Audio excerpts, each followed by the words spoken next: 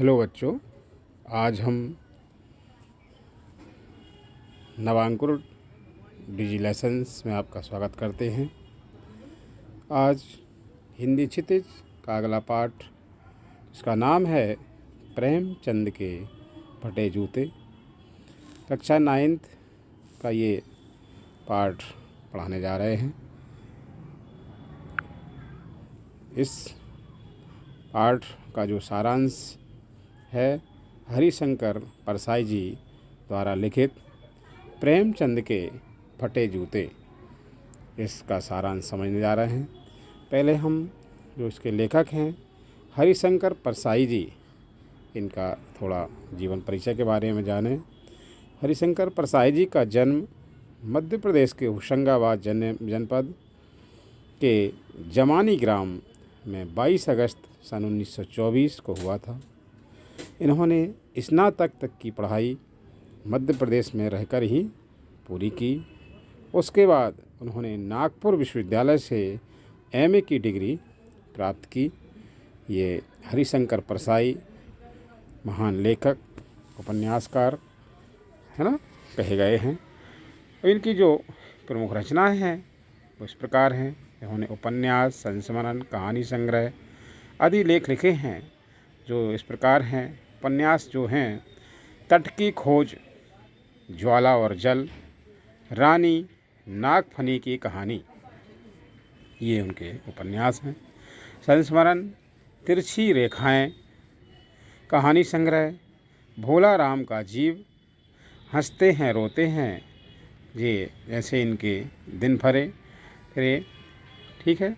जो लेख संग्रह और भी मिले हैं, वैष्णव की फिसलन, काग भगोड़ा, आवारा भीड़ के खतरे, तब की बात और थी, भूत के पांव पीछे, अपनी अपनी बीमारी, बेईमानी की परत और प्रेमचंद के फटे जूते, ये इनके लेख संग्रह हैं।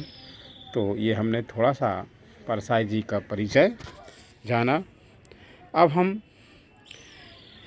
इस पाठ के सारांश को देखते हैं। प्रेमचंद के फटे जूते परसाई जी द्वारा लिखित एक लेख है। परसाई जी ने प्रेमचंद के व्यक्तित्व की सादगी के साथ एक रचनाकार की अंतर्भेदी सामाजिक दृष्टि का विवेचन किया है। इन्होंने इसे करते हुए आज की दिखावे की प्रवृत्ति एवं अवसरवादिता पर व्यंग किया है।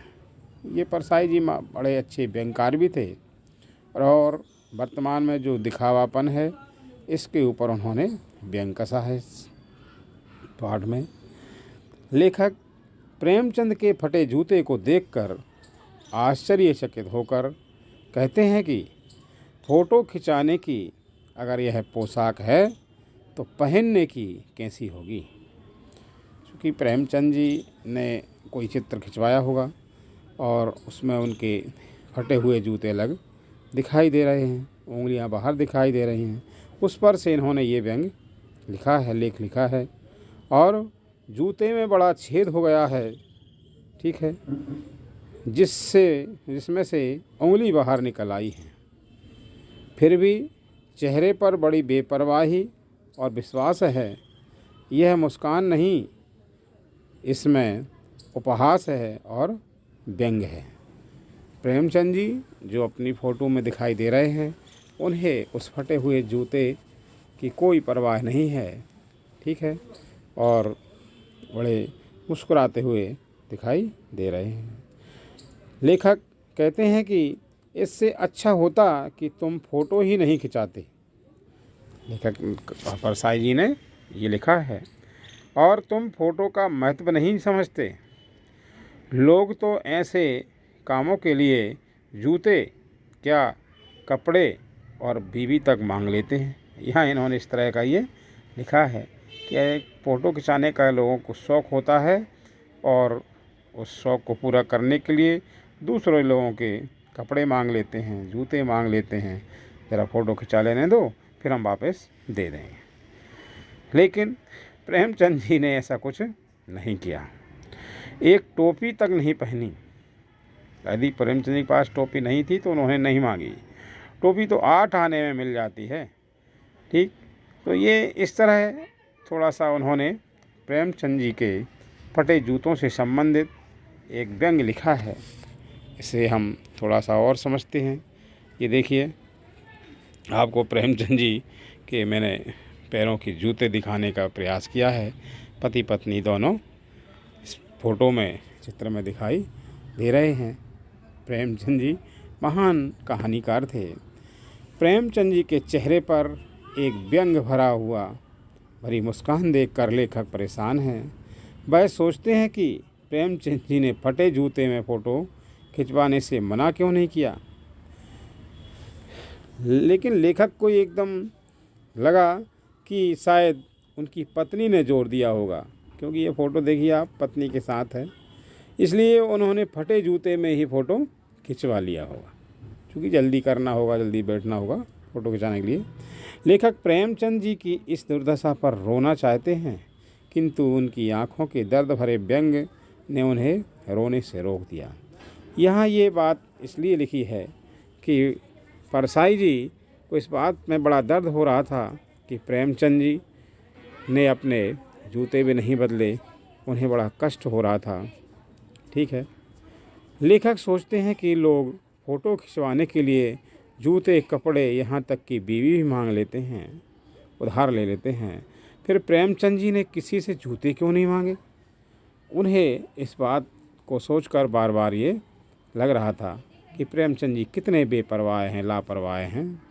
लेखक कहते हैं कि लोग तो इत्र लगाकर फ़ोटो खिंचाते हैं, इसमें उससे फ़ोटो खुशबू में आ जाए।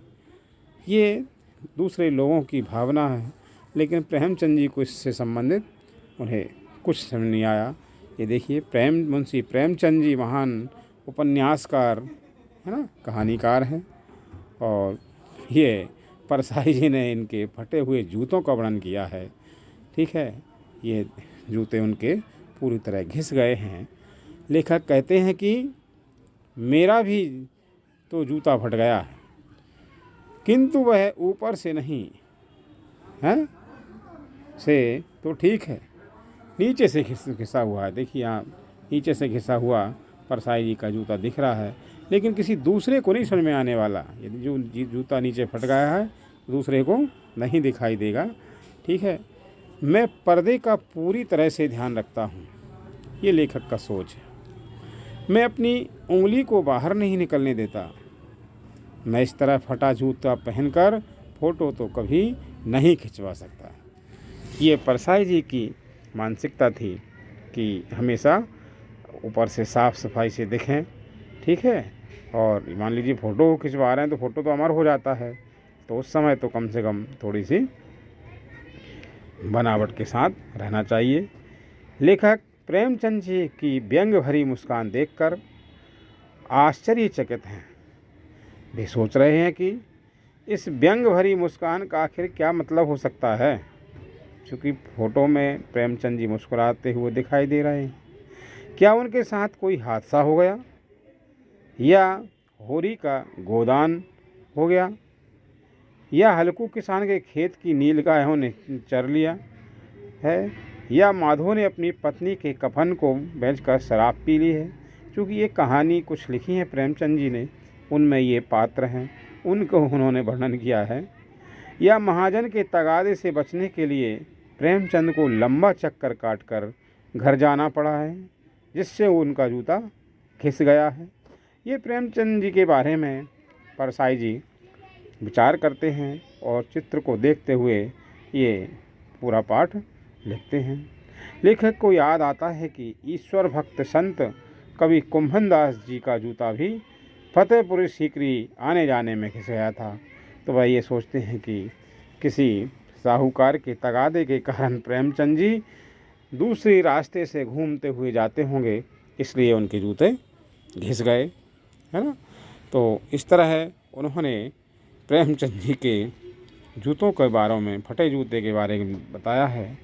देखिए, ये यदि मान लीजिए ऊपर से जूता फट जाए और उंगलियां दिखाई दें तो स्पष्ट दिखाई देता है कि ये जूते घिस गए हैं या फट गए हैं। अचानक लेखक को समझ आया कि प्रेमचंद का जूता लंबा चक्कर काटने से नहीं फटा होगा, बल्कि सारे जीवन किसी कठोर वस्तु को ठोकर मारते रहे होंगे। ठीक है भाई, जूता यदि लंबे रास्ते से घिसता है तो नीचे से घिसता है, यदि किसी चीज़ में ठोकर लग जाए तो वह जूता आगे उंगली के यहाँ से टूट जाता है। ये अपन ने भी देखा है। रास्ते में पड़ने वाले टीले से बचकर निकलने के बजाय वे उसे ठोकरें मारते रहे होंगे। ठीक है, उन्हें समझौता करना पसंद नहीं है। जिस प्रकार होरी अपना नेम धर्म नहीं छोड़ पाए है, या फिर नेम धर्म उनके लिए मुक्ति का साधन था, है, ऐसे इन्होंने भी वह रास्ता नहीं छोड़ा और उसी रास्ते से निकले जहाँ टीले बने हुए थे, ठोकर लग रही थी। लेखक मानते हैं कि प्रेमचंद की उंगली किसी घृणित वस्तु की ओर संकेत कर रही है, जिसे उन्होंने ठोकरें मार मार कर अपने जूते फाड़ लिए हैं। यहाँ लेखक इस तरह इशारा करते हैं कि कोई भी घृणित वस्तु हो या बेकार हो, उसे सामने से हटाना हो तो बार बार उसे हटाने के लिए प्रयास किया जाता है, तो अपने पास चिन्ह बन जाते हैं। वे उन लोगों पर मुस्कुरा रहे हैं और अपनी उंगली को ढकने के लिए अपने तलवे घिसते रहते हैं। यहाँ इस तरह उन्होंने उनके जो फ़ोटो लिखा है, फ़ोटो के बारे में जो मुस्कुराते हुए चेहरा दिखाई दे रहा है और उंगली बाहर दिखाई दे रही है, इससे संबंधित उन्होंने इस पार्ट में लिखा है। तो ये थोड़ा सा प्रेमचंद के फटे जूते पाठ का सारांश था। और मैं वासुदेव शर्मा, यूनिटी हिंदी, और अब आपसे विदा लेता हूँ। अगले ऑडियो में आपसे पुनः मुलाकात करूँगा। तब तक के लिए नमस्कार।